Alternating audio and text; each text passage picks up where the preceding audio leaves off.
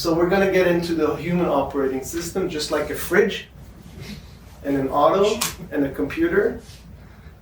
We have an operating system. Kalia, you know this, I think. Okay? What drives us as humans? What's the first thing that drives us? Desires. Love. Desires, okay. Love? You'd say Pleasure. love? I love your answer. Pleasure. Keep coming, keep coming. Pleasures? Pleasures of life. Experiences. What in our system drives us? What's the strongest thing? Heart? No? Heart? Our heart. Physical. Heart? What drives What us? do you mean heart? Heart. Heart. Heart? Yeah. Like Boom, feelings, boom. Follow feelings, your emotions. Emotions? As Okay, so before emotions, we have thoughts. Oh. Our thoughts, our mind again, our brain, are what start the whole process, controls the process. When we're thinking, we're feeling. According to what we think, we start feeling, right? We think we've lost, we're upset, right? We think we won, we're excited. And the emotions bring on action, so we take action, okay? And the action gets us what? It gets us results, right? Somebody has $10,000 overdraft in the bank. Good or bad result? Bad. What happens if you give them, you feel sorry for them, you give them $10,000 to cover the overdraft? What's going to happen in 2 weeks' time, 2 months' time? They're gonna ask you for another They're 10,000. going to get overdraft again, right? Why is that? Because you haven't changed the way they operate. You haven't changed this habit, this bad habit, okay? Here's a story for you. 2 people from the footwear industry travel down to Africa, same day. This is like in the 60s. They fly down there, first one gets out, looks around, sees everybody's barefoot, right? He thinks to himself, what the F am I doing here? There's no market here. How am I going to sell anything to anyone? That's his thought. He gets upset.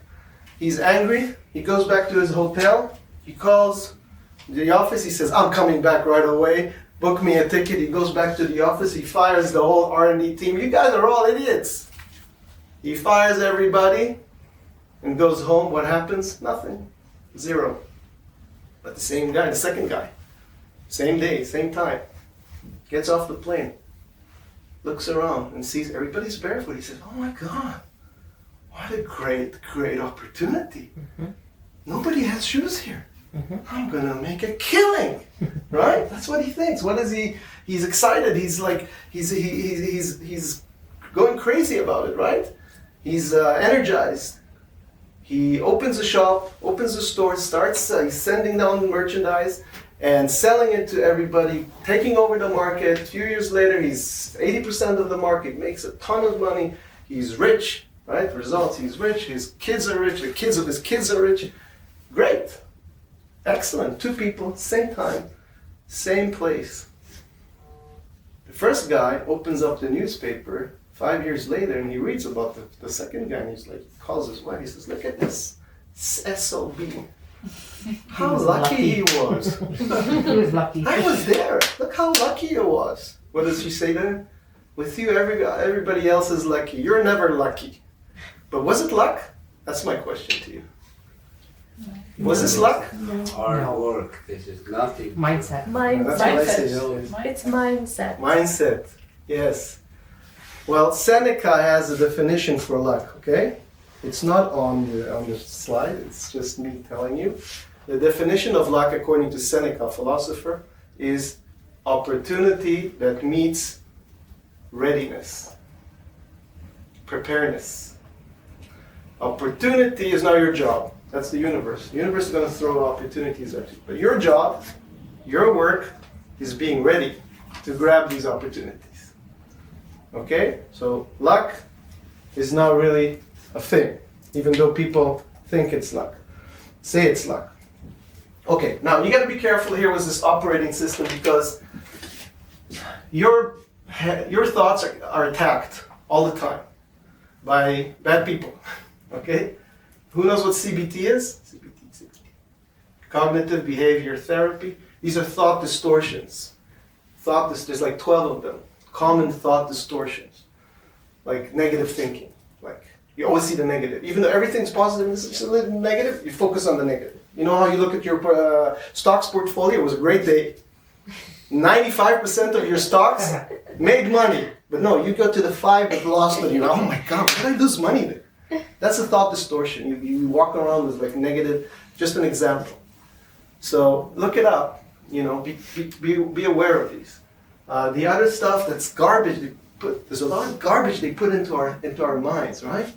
All this mass media, the TV, social media. Oh my God, it's crazy. You're under attack. Your thoughts are under attack. The fake news, and they're very successful. They brainwash you into action. So you just be minded of that. And the other thing is you tell yourself wrong stuff too. There's internal stories that you have put together over the years that are blocking you from certain things, and you have to question them. Why am I bad at math? Why do I tell myself I'm bad at math? Because one day when I was a child at school and the teacher called me to the blackboard and I couldn't answer it, I was totally humilified, and that means I'm bad at math and I'll never be good at math.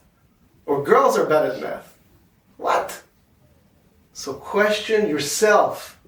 Obviously question the lobbies that tell you that cow milk is very good for you and that meat, you gotta have meat, and question them, but also question yourself. Okay? Investigate. Think for yourself. And then you manifest your results. A little bit about real estate. You know how they say real estate is a risky business. You're gonna lose your house. That kind of stuff. Okay? Hold on, hold your horses. Let me check. Let me see. You know, I can make my own decision. No one can afford a house these days. Guess what? I promise you, I can help anybody buy a house. There's ways. Okay? Gandhi? Your beliefs become your thoughts become your words become your actions are your habits are your values, and that's your destiny. That's who you become. Okay?